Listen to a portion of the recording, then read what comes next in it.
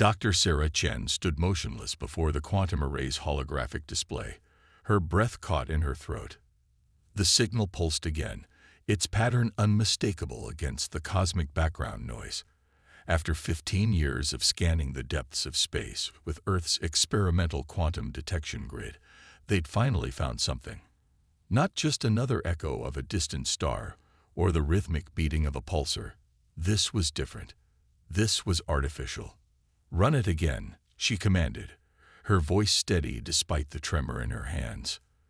The lunar facility's quantum computers hummed in response, their supercooled processors processing the signal for the 7th time. The result remained unchanged, an artificial quantum signature, approximately 40 light-years from Earth, moving at speeds that defied conventional physics. The signal's discovery wasn't accidental. Earth's quantum detection network had been operating in secret for nearly 2 decades, hidden from the wider scientific community, and masked as a series of conventional radio telescopes. Only a handful of people knew its true purpose: to detect advanced civilizations that might have mastered quantum communications. Sarah reached for her secure terminal, knowing that within minutes, every major government would be alerted. Humanity had prepared for this moment, but preparation and reality were very different beasts.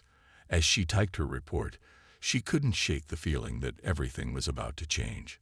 12,000 light-years away, aboard the Archean Empire's flagship, Eternal Dominion, first observer Caxtel received the alert from his scout ships. His scaled fingers traced the holographic readout, mandibles clicking in contemplation.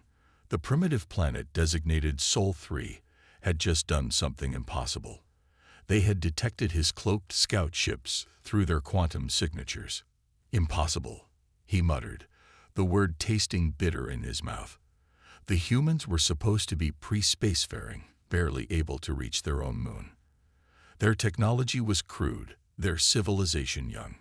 Yet somehow, they had developed quantum detection capabilities that rivaled the Archean Empire's own.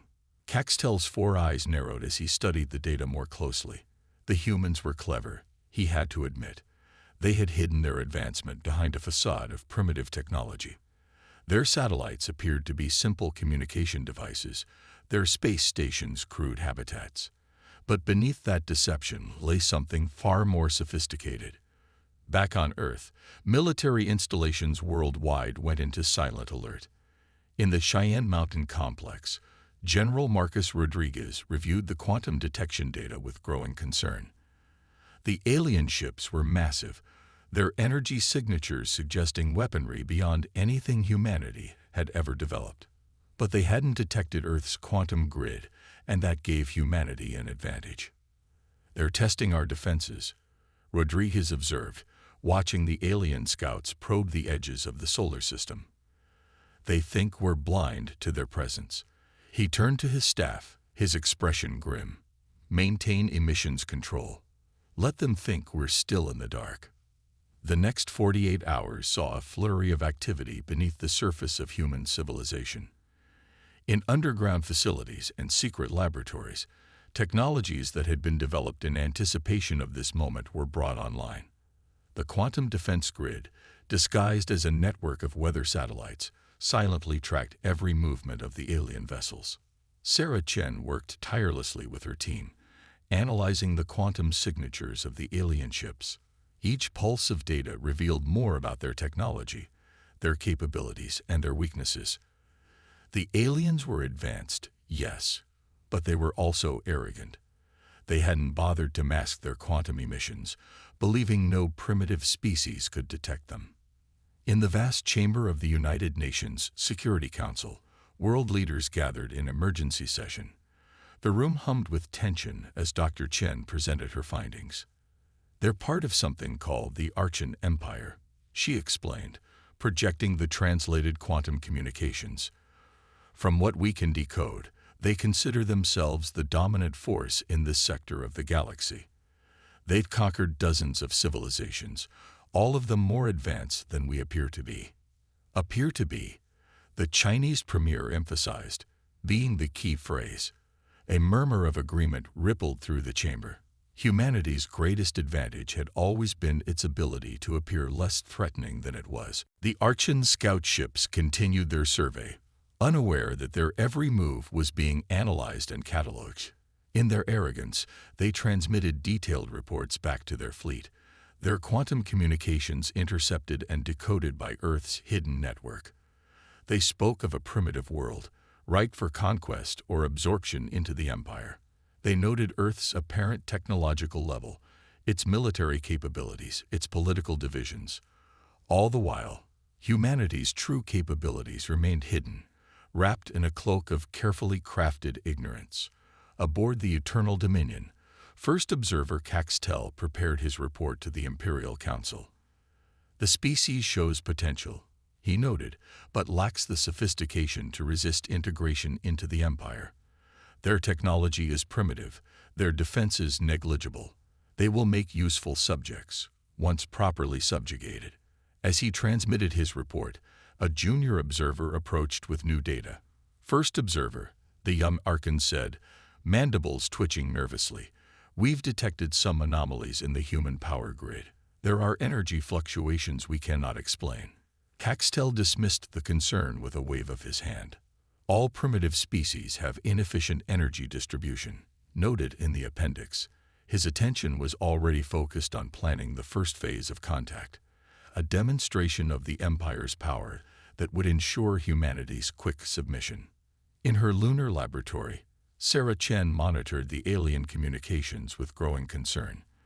The Archons were preparing for what they called a civilization contact protocol, a euphemism for an overwhelming display of force.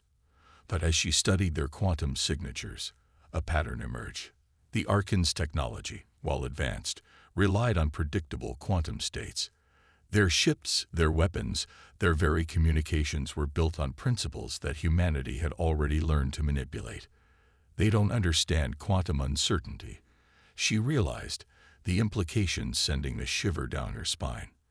The Archons had mastered quantum technology, but had never fully grasped its most fundamental principle, the inherent unpredictability of quantum systems. In their drive for power and control, they had built an empire on quantum technology, while ignoring the very nature of quantum mechanics. General Rodriguez received Dr. Chen's report with grim satisfaction. "So they've built their entire military on a foundation we can undermine," he mused. "How long until they make their move?" "Based on their communications, less than 72 hours, Sarah replied. "They're positioning their fleet now, preparing for what they call a demonstration of imperial might." Rodriguez nodded, his decision made. "Then we have 72 hours to prepare our response. Begin quantum interference protocols. Let's show them what humanity can really do." As the alien fleet assembled at the edge of the solar system, humanity waited. On the surface, Earth continued its daily routine, seemingly unaware of the approaching storm. But beneath that peaceful facade, quantum computers spun up to full power, defense systems shifted into position, and a plan decades in the making began to unfold. The Archons were about to learn that appearances could be deceiving, and that humanity's greatest weapon had always been its ability to think beyond the obvious. The game of deception and quantum mechanics was about to begin, and only one side knew all the rules. The Archon Empire's ultimatum arrived at dawn. Every screen on Earth flickered to life simultaneously, broadcasting First Observer Caxtel's imposing figure. His scaled skin gleamed under artificial light, 4 eyes glowing with barely contained superiority, as he delivered his message to what he believed was a primitive species. "People of Earth," his translated voice boomed across the planet, "you have been chosen to join the Archon Empire, the greatest civilization in known space. Your acceptance is not optional. Your resistance would be futile. You have 6 planetary rotations to surrender your world and submit to imperial authority. Refuse, and we will demonstrate the consequences of defiance." In the White House Situation Room, President Elena Martinez watched the broadcast in silence, her expression unchanged. When the transmission ended, she turned to her advisors. "Well," she said, "they certainly don't lack for theatrical flair. Status of the quantum grid. Dr. Chen's holographic projection appeared above the conference table, her image transmitted securely from the lunar facility. The grid is at full capacity, Madam President. Every quantum sensor is tracking their fleet movements.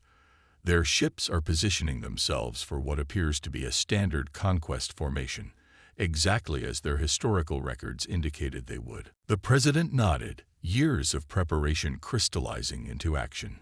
Begin Phase 1. Let's show them what humanity's been hiding. Across Earth's orbit, thousands of seemingly inactive satellites quietly shifted their quantum states. Each was part of an intricate web of quantum-entangled particles, creating a defense network that could predict and counter any conventional attack. The technology had been developed in secret, tested in the shadows of more visible space programs.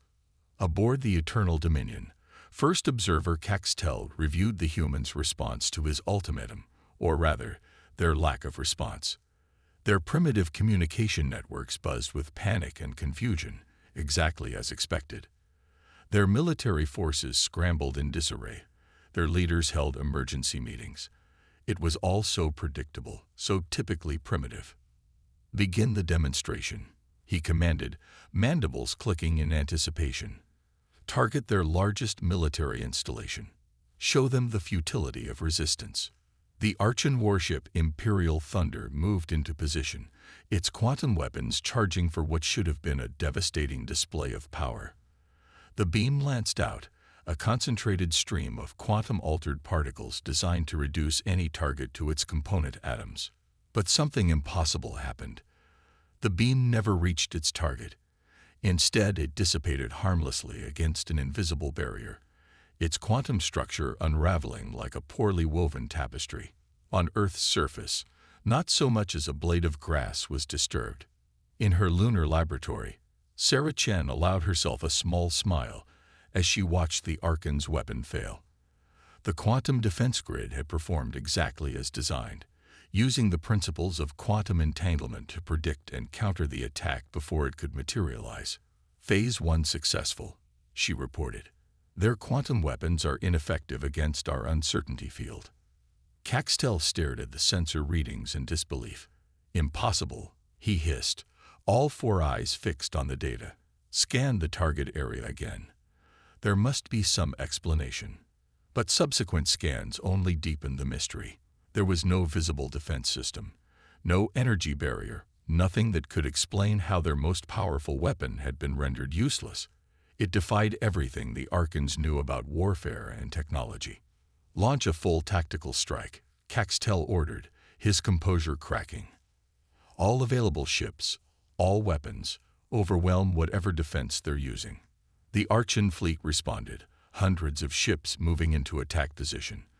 The space above Earth lit up with quantum energy as the most powerful armada in known space unleashed its fury on a seemingly defenseless planet.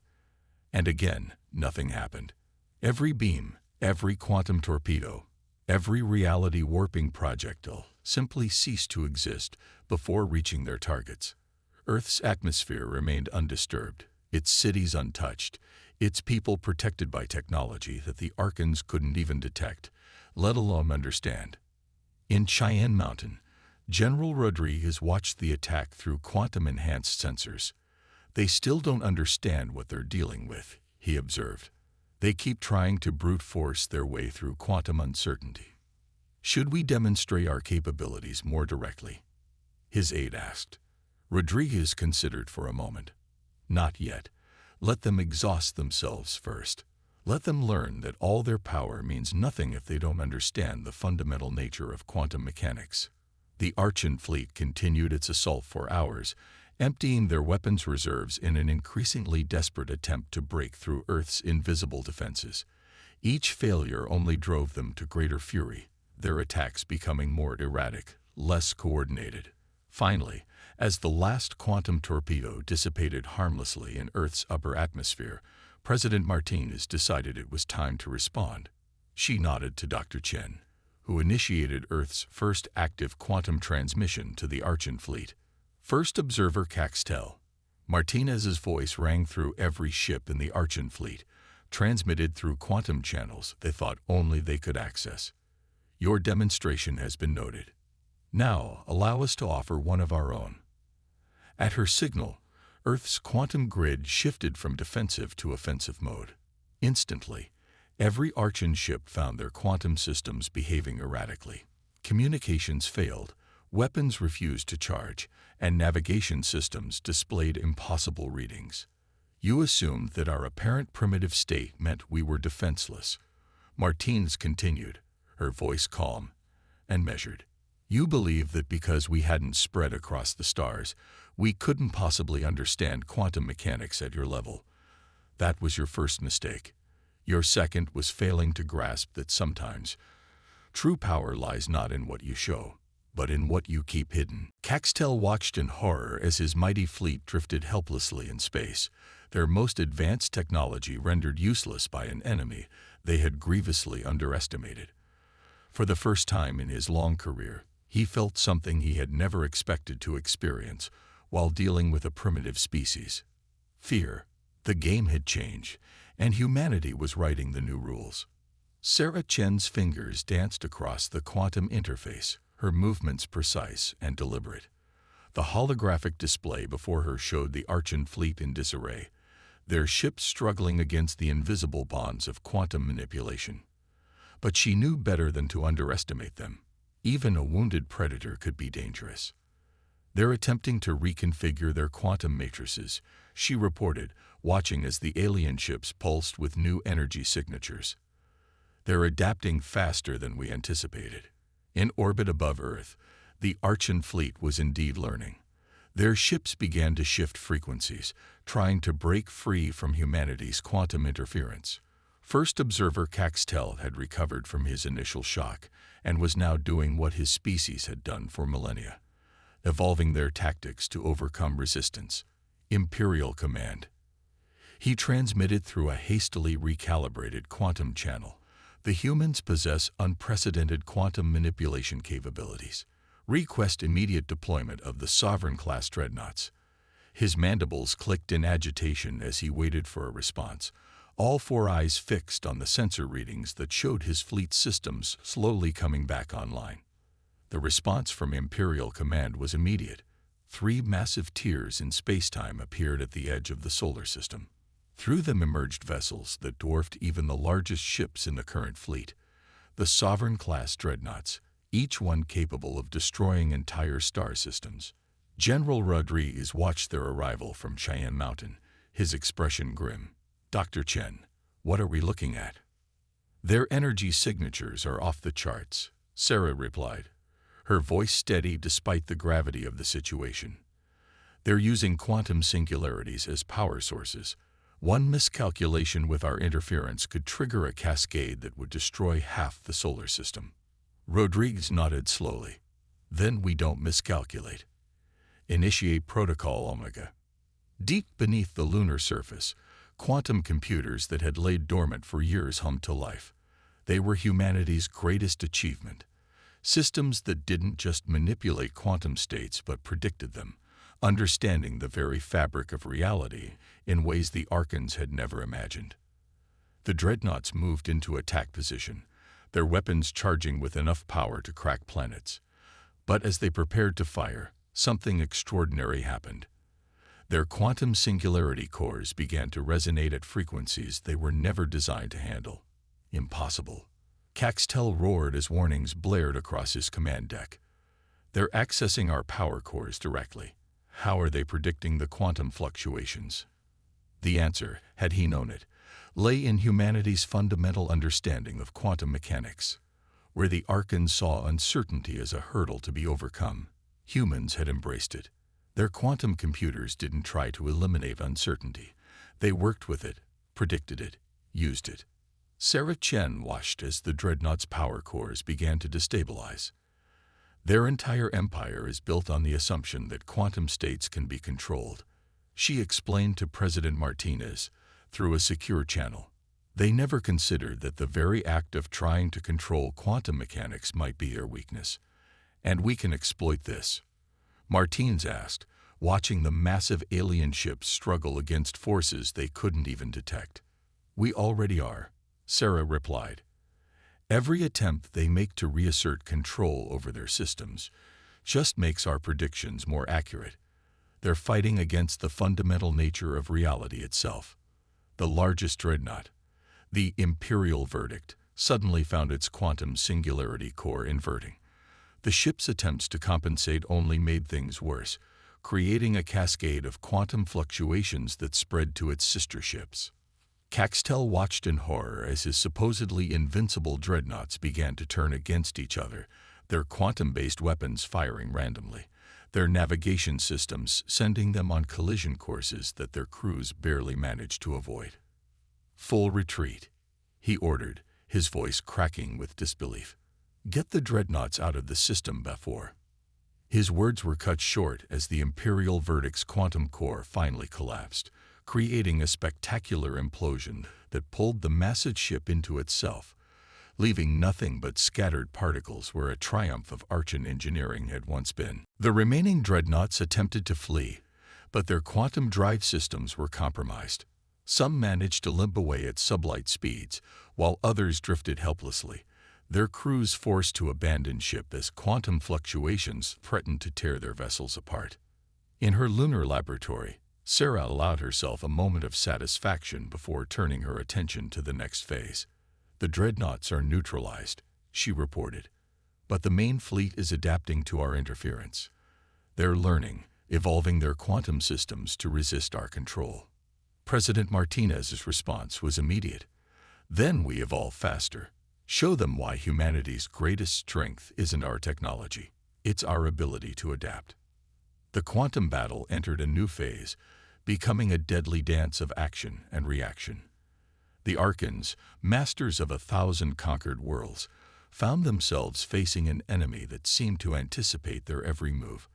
Every new quantum frequency they tried was countered before it could be fully implemented. Every attempt to break free of Earth's influence only tightened the invisible noose.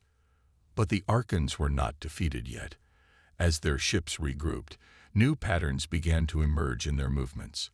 They were learning, adapting, finding ways to work within the quantum uncertainty that humans had weaponized against them.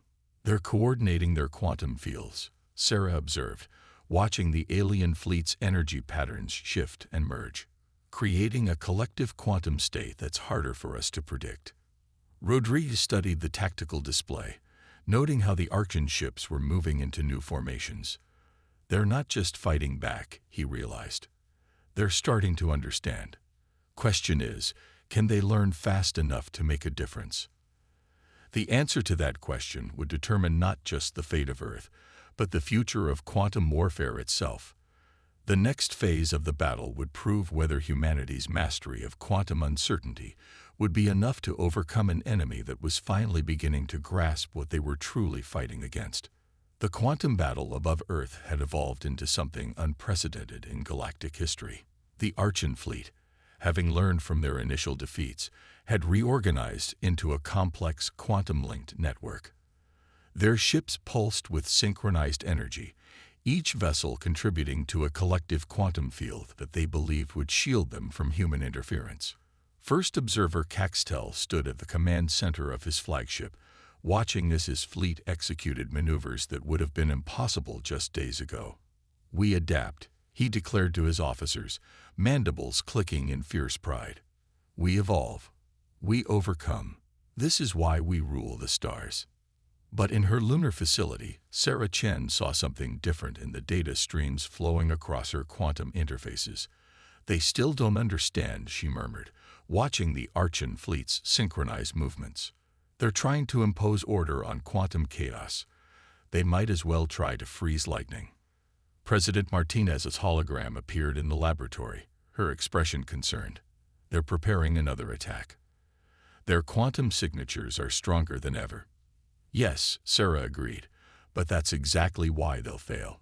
General Rodriguez, are the quantum splice points in position?" From Cheyenne Mountain, Rodriguez confirmed, "All ready, Doctor. Just waiting for your signal." The Archan fleet began their advance, their ships moving in perfect formation. The quantum field they had created was a masterpiece of engineering, a synchronized lattice of quantum states that they believed would make them invulnerable to human interference. As they approached Earth's orbit, their weapons charged with renewed confidence. Observe, primitive ones. Caxtel broadcast on all frequencies how the Empire adapts and overcomes. Your quantum tricks will not save you now. Sarah's fingers danced across her interface, making minute adjustments to Earth's quantum defense grid. Initiating quantum splice sequence, she announced. Triggering in 3, 2, 1. At first, nothing seemed to happen. The Archon fleet continued their advance, their quantum field maintaining its integrity. But then, subtle distortions began to appear in their carefully synchronized formation. Ships at the edges of the fleet started to drift slightly out of position. Minor navigational errors, Caxtel dismissed when his officers reported the anomalies. Compensate and maintain formation. But these weren't navigation errors. Sarah and her team had discovered something fundamental about quantum mechanics that the Archons had never considered. The more you try to synchronize quantum states, the more vulnerable they become to cascade failures. Their quantum field is actually making our job easier, Sarah explained to the president. They've linked all their ships together, thinking it would make them stronger. Instead, they've given us a single point of failure to exploit. The distortions in the Archon fleet grew more pronounced. Ships began to move in unexpected ways, their quantum-linked systems responding to phantom commands. The more they tried to maintain their synchronized field, the more chaotic their movements became. What's happening? Caxtel demanded as his flagship's quantum core began to pulse erratically. Where are these interference patterns coming from? The answer was everywhere and nowhere. Earth's quantum splice points weren't attacking the Archon fleet.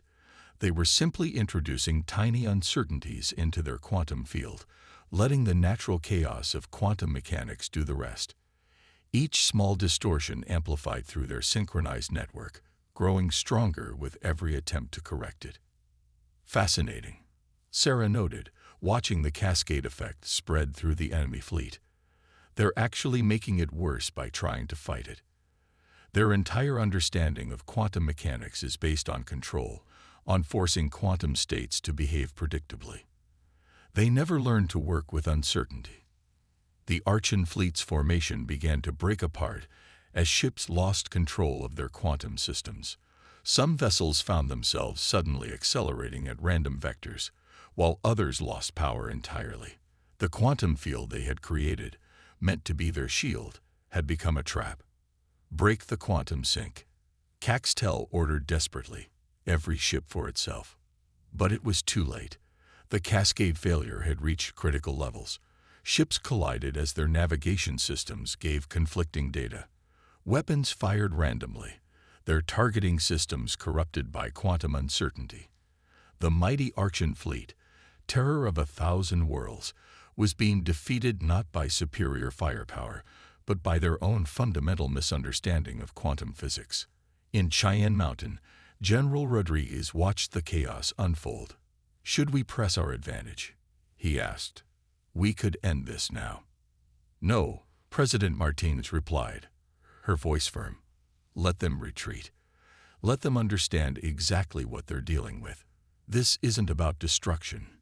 It's about sending a message." The message was received. As the Archon fleet struggled to disengage, their ships limping away from Earth's orbit, Caxtel faced a reality he had never imagined possible. His empire, built on the assumption of technological superiority, had been humbled not by brute force, but by a deeper understanding of the very principles they thought they had mastered. Sarah Chen watched the retreat with mixed emotions. "They'll be back," she predicted, studying the quantum signatures of the withdrawing ships. "They're already starting to analyze what went wrong, trying to understand how we defeated them." "Let them analyze," Martinez responded. "Let them learn. Because next time, they won't be facing a primitive species trying to defend itself. They'll be facing humanity ready to take its place among the stars." As the last Archon ships disappeared into deep space, Earth's quantum defense grid shifted back to its passive state, invisible but ever watchful. The battle was over, But Sarah knew this was just the beginning. Humanity had revealed itself as a power to be reckoned with, and the galaxy would never be the same. The question now was not whether the Archons would return, but what they would learn from their defeat, and whether they could overcome their fundamental blindness to the true nature of quantum reality before they tried to challenge Earth again. The Imperial Council of the Archon Empire had never convened an emergency session in its 10,000-year history, until now. In the vast chambers of the Imperial Palace on their homeworld, First Observer Caxtel stood before the assembled council, his defeat at Earth's hands sending shockwaves through their civilization. The humans, he reported, his voice heavy with the weight of his failure, are not what we thought they were. Their mastery of quantum mechanics exceeds our own. They don't just use quantum technology. They understand it in ways we never considered possible. The council chamber erupted in angry chittering, countless mandibles clicking in disbelief and outrage. High Counselor Vexmar rose from his crystalline throne, his ancient eyes blazing. Then we will send everything. Every ship, every weapon, every soldier. We will show these humans the true might of the Empire. In orbit around Earth's moon, Sarah Chen detected the quantum disturbances first. Massive fleet movements, unlike anything they'd seen before. They're coming back, she announced to the emergency session of Earth's Unified Defense Council. And this time, they're bringing their entire empire. President Martinez's hologram flickered as she addressed the assembled leaders. Then we show them everything we can do. Dr. Chen, initiate Protocol Omega Prime. Deep beneath every continent, in secret facilities hidden from the world, quantum computers that had remained dormant until now hummed to life. They weren't just defensive systems. They were humanity's ultimate achievement in quantum manipulation. The Archean Armada emerged from quantum space in waves, tens of thousands of ships darkening the space around Earth's solar system. Leading them was the Emperor's personal flagship, the Eternal Dominion I, a vessel twice the size of Earth's moon and powered by multiple quantum singularities. Surrender now. Emperor Vexmar's transmission boomed across all frequencies, and we will grant you the mercy of quick extinction. Resist, and we will ensure your species suffers for generations to come. Sarah Chen's response was not a transmission, but an action. At her command, Earth's quantum defense grid expanded, not just around Earth, but throughout the entire solar system. But this time, it didn't just create uncertainty in the Archon systems. It began to rewrite the very laws of quantum physics within its sphere of influence. What's happening? Vexmar demanded as his flagship's quantum cores began to behave in impossible ways. Why aren't our weapons responding? The answer came not in words but in demonstration. Every quantum-based system in the Archon fleet began to operate under new rules. Rules written by humanity's understanding of quantum mechanics at its most fundamental level. You never understood what quantum mechanics truly meant. Sarah's voice echoed through their ships. You saw uncertainty as an obstacle to overcome. We saw it as the key to everything. Around the Archon fleet, space itself seemed to ripple and fold. Ships found themselves operating in quantum states that should have been impossible, their carefully engineered systems failing to comprehend the new reality they faced. President Martinez's voice joined Sarah's. We could have shown you this from the beginning. We could have destroyed your first fleet instantly. But we wanted you to learn, to understand why you failed. Not because we were stronger, but because you never grasped the true nature of what you were trying to control. The Archon fleet's formation began to dissolve as their quantum drives responded to laws of physics that changed from moment to moment. Ships phased in and out of normal space, their crew watching in horror as reality itself seemed to bend around them. This is impossible. Vexmar rage. No species can control quantum mechanics to this degree. We don't control it, Sarah corrected. We work with it. We understand it. And now we'll show you what that really means. At her command, Earth's quantum computers executed their final protocol. The space around the Archon fleet transformed into a quantum probability maze, a region where the very fabric of reality operated according to human understanding of quantum mechanics. Ships began to merge with their quantum-entangled twins, creating impossible geometries in space. Others found themselves existing in multiple states simultaneously, their crews experiencing 1,000 different realities at once. The mighty Emperor's flagship, pride of the Archean Empire, discovered that its quantum singularity cores now operated under principles that rendered them mere decorative lights. "Stop this," Vexmar pleaded, all pretense of imperial might gone from his voice. We surrender. The Archean Empire surrenders to Earth." The quantum effects stabilized, leaving the Archean fleet intact but utterly powerless. Their mighty engines, their devastating weapons, their impenetrable shields, all reduced to basic matter by humanity's manipulation of quantum reality itself. Sarah Chen looked at the readings from the Archean fleet, noting how their quantum signatures had changed. "They understand now," she said softly. "They finally see what we've been trying to show them." President Martinez nodded. "Send the terms. The Archean Empire will survive. But as partners, not conquerors. They have much to learn about the true nature of quantum mechanics, and we have much to teach them." As the sun rose over Earth, humanity emerged not just victorious, but as teachers. The species that the Archons had dismissed as primitive had proven to be masters of the universe's most fundamental forces. The galaxy would never be the same. In her lunar laboratory, Sarah Chen began preparing educational protocols for the Archean scientists who would soon arrive to learn from Earth.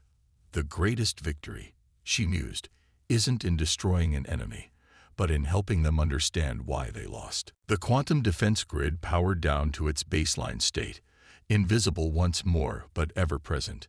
Humanity had revealed itself not just as a power to be reckoned with, but as a civilization that understood the true nature of reality itself.